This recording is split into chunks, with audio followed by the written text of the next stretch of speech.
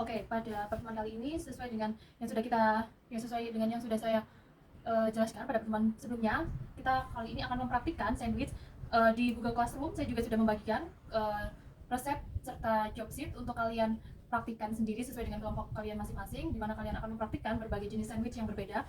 Namun pada awal pertemuan ini, sebelum kalian mempraktikkannya, saya akan mendemonstrasikan sedikit salah satu jenis sandwich yang proses pembuatannya itu sangat-sangat sederhana sekali, yaitu egg mayo sandwich. Nah, sandwich itu sudah pastinya sudah tahu ya, sandwich itu tergolong ke dalam jenis hidangan pembuka apa? Ya, betul sekali.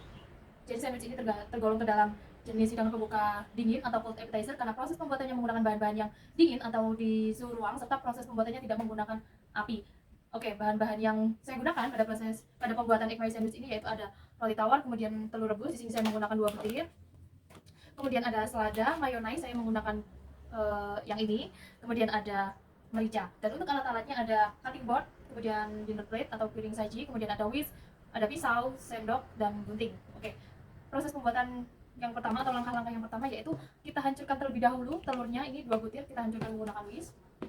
Seperti ini, kita tekan terlebih dahulu. Nah, kita pecahkan terlebih dahulu seperti ini telurnya. Oke, nah berapa waktu yang digunakan atau dibutuhkan untuk merebus telur ini hingga telurnya matang sempurna? 8 menit? 15 menit? Lama sekali.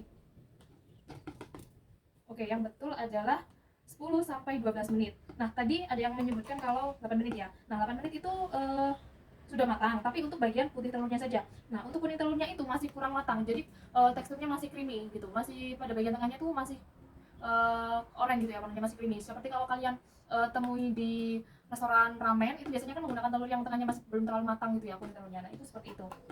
Ini kita hancurkan ya sampai benar-benar hancur. Nah, untuk 15 menit itu terlalu lama ya. Kalau memasak telur sampai 15 menit itu maka nanti tekstur dari telur yang dihasilkan itu akan keras. Putih telurnya dan kuning telurnya itu akan memadat gitu. Karena terlalu lama proses perebusannya maka menghasilkan telur yang teksturnya itu lebih padat. Nah, kemudian untuk jika memasak telurnya terlalu lama, itu akan merubah rasa dari si kuning telurnya itu sendiri, serta teksturnya itu menjadi tidak lembut begitu. Teksturnya itu menjadi sedikit kasar karena teksturnya itu yang lebih padat. Nah, kemudian kalau kalian pernah tahu, kadang kan ada ya kuning telur yang pada lapisan terluarnya atau bagian yang menempel dengan putih telur itu berwarna hijau sedikit keabu-abuan. Kadang kan ada yang juga berwarna seperti itu dan warnanya pekat sekali atau lapisannya itu sedikit tebal gitu ya. Nah, itu juga disebabkan karena proses perebusannya itu yang terlalu lama, maka menghasilkan warna yang seperti itu gitu. Nah, kalau digunakan itu kan menjadi kurang cantik ya warnanya seperti itu. Nah, juga itu menjadikan kuning telurnya itu teksturnya tidak lembut lagi. Nah, makanya kalau orang di luar negeri seperti di Jepang atau ya orang yang masakan western seperti ini itu kan jarang ya menggunakan telur yang seperti itu. Rata-rata mereka memang masaknya itu matang sempurna gitu telurnya. Nah, ini kita hancurkan ya sampai benar-benar, ya nggak sampai benar-benar hancur banget sih, tapi ya ini kan masih ada yang potongan gede-gede gitu ya, masih belum terlalu halus, jadi kita haluskan terlebih dahulu. Oke, ditengah-tengah seperti ini agar kulit telurnya itu hancur menjadi kecil-kecil. Oke, diaduk untuk memastikan tidak ada yang menggumpal atau masih ada bagian yang belum diterjunkan dengan baik gitu ya. Oke. Nah, kemudian jika kalian perhatikan itu ada beberapa jenis hidangan pembuka yang juga menggunakan telur seperti egg roll gitu. Terus ada yang kita praktikkan kemarin ada deviled egg, kemudian ada egg sandwich, juga egg salad. Pasti tahu ya egg salad seperti apa, salad yang ya seperti salad pada umumnya namun dari telur rebus gitu. Nah, itu kira-kira kenapa sih kok beberapa hidangan pembuka itu menggunakan telur sebagai bahan tambahnya atau bahkan bahan utamanya itu menggunakan telur? Oke, stop. Silakan tolong disimpan dulu jawabannya. Kita lanjutkan ini dulu. Oke, kita tambahkan mayonnaise. Kurang lebih 15 sampai 20 gram ya.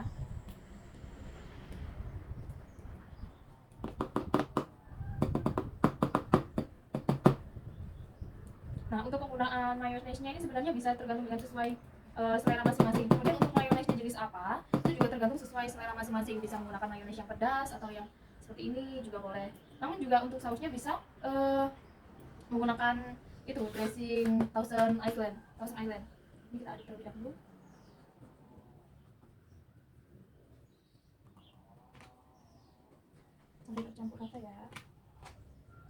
tebal tapi memang harus sabar.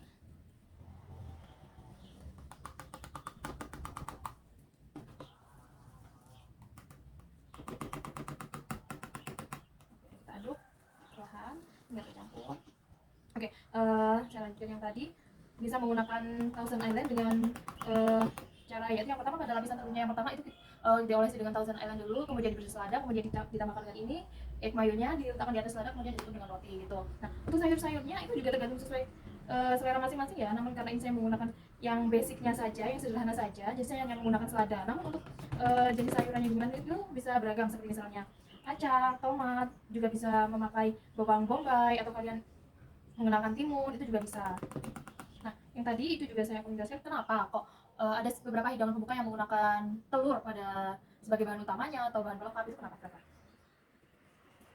Iya betul, karena telur merupakan salah satu sumber protein hewani. Ya, kemudian juga telur itu kan mudah didapat ya. Selain itu juga telur itu mudah diolah gitu. Kemudian proses pemasakannya, pembuatannya itu juga tidak menggunakan waktu yang cukup lama. Oke, sudah tercampur seperti ini. Bisa diperhatikan. Ya. Oke. Nah, selanjutnya saya akan menambahkan lada secukupnya saja.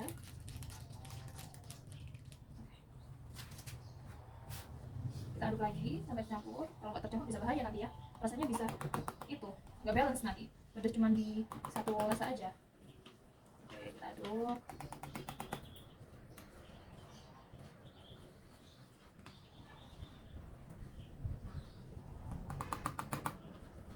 Oke. Nah, selanjutnya saya akan mulai menyusun. Nah, seperti yang kalian lihat di sini. Di sini saya menggunakan roti tawar jenis sandwich bread ya, seperti ini sandwich bread. Nah, kenapa sih kok sesuai dengan namanya sandwich bread? Pasti tentunya roti tawar jenis ini merupakan roti tawar yang selalu digunakan untuk sandwich. Nah, kira-kira kenapa sih kok selalu menggunakan roti tawar yang seperti ini? Kenapa kok tidak menggunakan roti tawar yang open top gitu? Iya, bentuknya kurang estetis. Terus apa lagi? Ya, kesulitan untuk meletakkan. Betul. Nah, kalau kalian perhatikan, roti tawar open top itu kan bentuknya kan bulat ke atas begini ya, naik ke atas gini. Nah, itu kalau misalkan digunakan untuk sandwich, serta kan bagian tepinya kan sedikit melengkung gini ya. Nah, itu jika digunakan untuk sandwich, tentunya menyebabkan eh, menyebabkan sandwichnya itu, isian dari sandwichnya itu jika diletakkan itu melebar atau keluar gitu, karena bentuknya yang tidak proporsi dan tidak sama besar atau tidak sama panjang gitu ya. Jadi isinya itu bisa keluar. Kemudian bentuknya juga kurang estetis jika digunakan untuk sandwich. Kemudian biasanya roti tawar open top itu sesuai kalau di beberapa produk atau beberapa industri bakery itu memang sengaja dibuat dengan tekstur yang lebih soft gitu. Jadi jika digunakan untuk sandwich itu kurang cocok. Biasanya rata-rata sandwich bread itu punya yang tekstur yang lebih kokoh jika dibandingkan dengan roti tawar open top itu tadi. Oke, nah, ambil satu, kemudian ini ada seladanya yang sudah saya siapkan. Letakkan di bagian atasnya seperti ini. Oke, seperti ini ya. Kemudian ambil egg mayo ini, kemudian letakkan di atas seladanya ini. Diletakkan secara merata ya pada seluruh bagian rotinya. Seperti ini.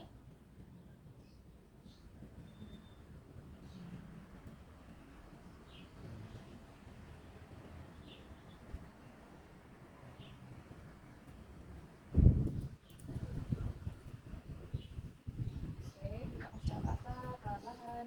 Pastikan juga tingginya sama antara satu sisi dengan sisi yang lain.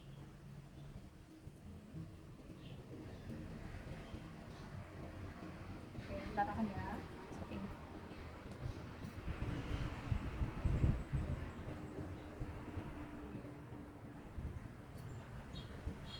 Oke. Nah, jika sudah ditutup pada bagian atasnya seperti ini. Oke. Seperti ini ya. Kemudian kita potong. Tapi jika ini disajikan seperti ini juga tidak apa-apa. Tapi kita pada pertemuan kali ini akan kita potong untuk mengetahui seperti apa hasil pada bagian dalamnya ya.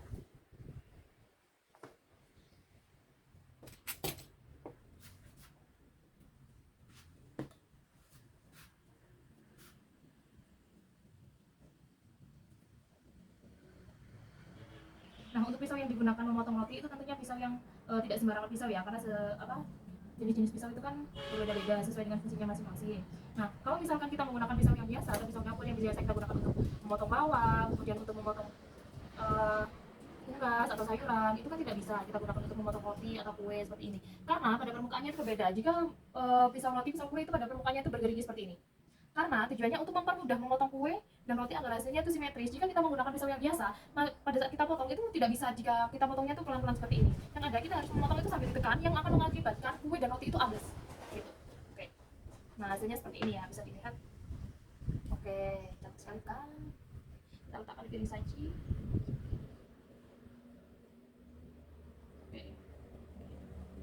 Nah, saya akan membuat satu lagi dengan versi pada bagian atas selada dan bawah selada kita bagi telur. Oke.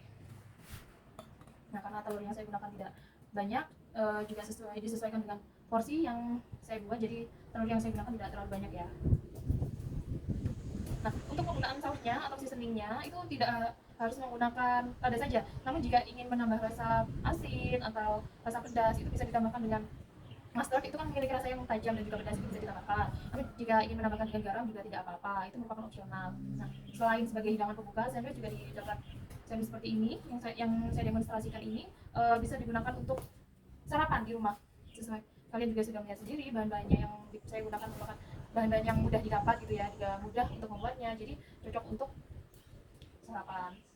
Dan selain itu telur ini juga merupakan salah satu sumber protein hewani yang baik untuk tubuh, jadi ya seperti itu dapat meningkatkan energi kita sebelum mulai hari.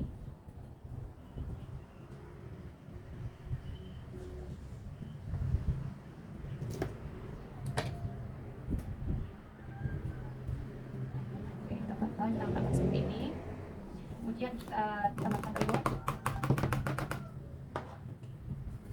telur di atasnya, kita letakkan pelan-pelan seperti ini, diletakkan sampai sudah rata gitu ya, biar mencapai tinggi yang setara. Oke.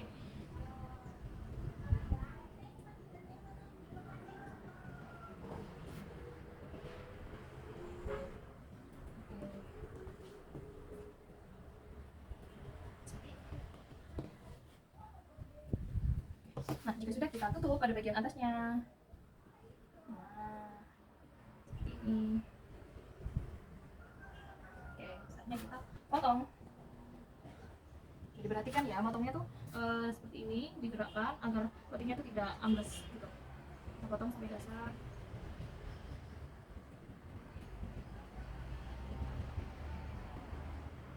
Nah, hasilnya seperti ini.